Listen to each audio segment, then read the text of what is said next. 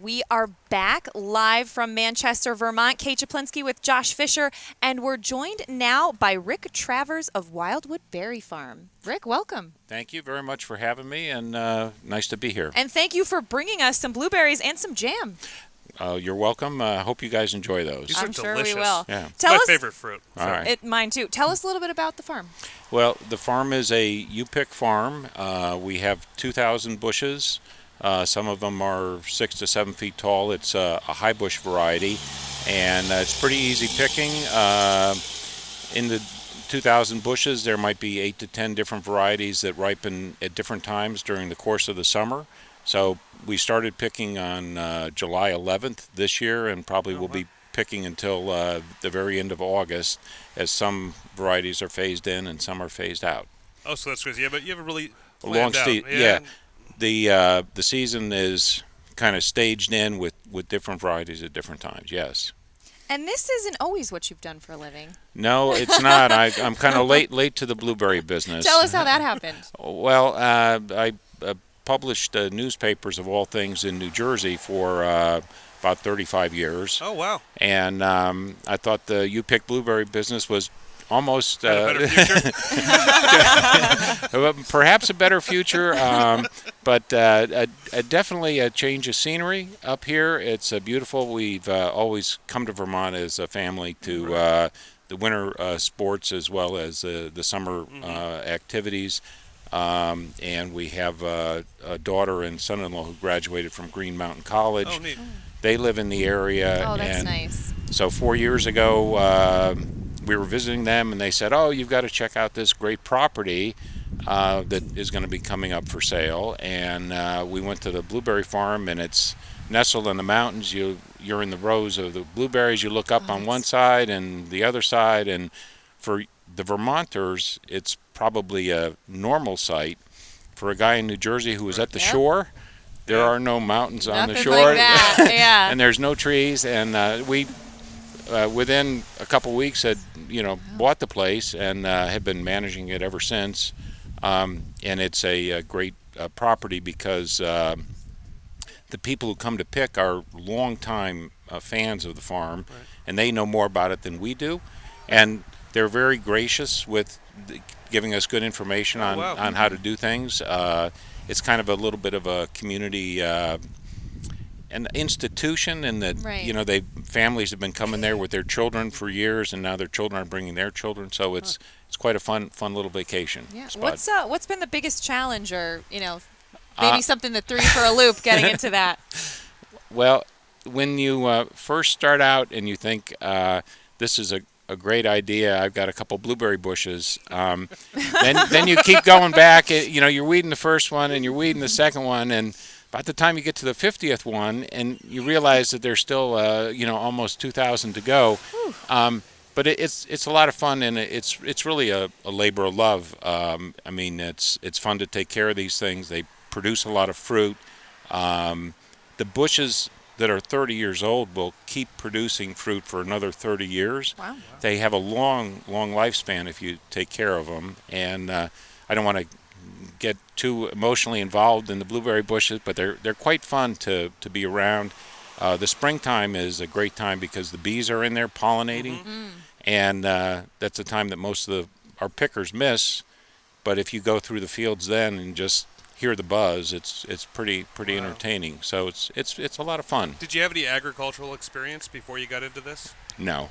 Good for you. That's so great. What a great a leap story. of faith to do this? Very much so. Very much a leap of faith, but also, if you're willing to learn and willing to listen, you can kind of figure things out. The son who went to Green Mountain College has a little bit of he's got a degree in agriculture, so he's a big help. But we've talked to other farmers in the state and gotten some good advice from them. So we're trying to do the right things.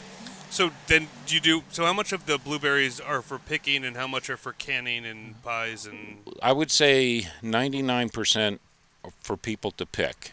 We pick what we need for our family for the jars of jam. And by the way, we have fresh fruit popsicles too. Oh, I that's could. a good idea. I wanted to bring you some down, but It's a little tricky. it would be tricky, Yeah. and they would have probably melted. But you guys Yeah. should definitely come Yeah. up to the farm try and, it. Well, and get to spill anything on myself today, well, Rick. So the day's young, though. come on up. But so it's if you're willing to listen, and learn, it's pretty easy to do that stuff.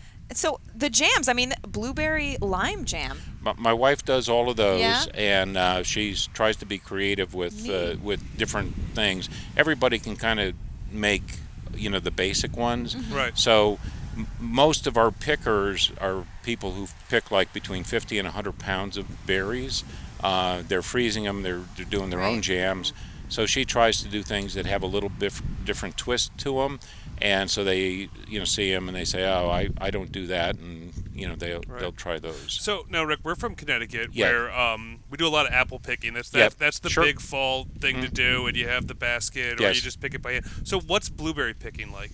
How It's You've never gone blueberry I've never gone picking? blueberry picking. well, it's I've got blueberry buying before. well, Josh, you've got to come up after the Yes. show Yeah. and do this. But they basically similar to apple picking, and I want to give a shout out to Tom and Sylvia Smith, who are our neighbors at the Mad Tom Apple Orchard. Okay. And you should consider great. having them on your show in a couple Yes. weeks because they have a great You Pick Apple farm. Oh, great. That's going to be and starting soon. They're our neighbors. But you take a bag and you go out and you grab the apples off. Okay, we give you a blue bucket. Of course, it's blue. There's a plastic bag in it. You walk out. The tree is eye height. Okay, Right. and you're just picking. You got a strap around your neck so it, you can pick with two hands. You fill up the bucket. You bring it back in. We do have a few people who we have to weigh before they go out, and then we weigh them afterwards to see how much they've eaten. Because I don't think you're that kind of guy, but No, No, he would never. I have an honest face. But we right, Rick? would check Kate, but Yeah. she's got an honest face too. Yeah, but it's deceivingly honest. But it's really simple. It's a lot of people have the vision of wild blueberry picking, which is really tough. The blueberries in the wild have to be the fruit's much smaller and there's much less per bush. The blueberry bushes we have might have anywhere from 10 to 15 pounds of fruit on them at any point in time. And we have a lot of very good pickers in the area, and the bushes get picked out. It's very impressive.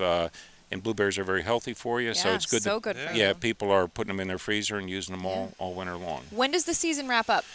Sometime These are delicious. late. These are awesome. Thank you. Perfect. Late August. Mother Nature kind of dictates that Yeah. to us. If I don't want to taunt Mother Nature and say we're Right. going to Labor Day, and Right. but it's sometime between the 20th of August and the 30th of August. It usually goes to, and it just kind of depends on the amount of sunlight we get and the amount of rain we get. Is there certain wildlife around here that is attracted to your bushes you have to be wary of?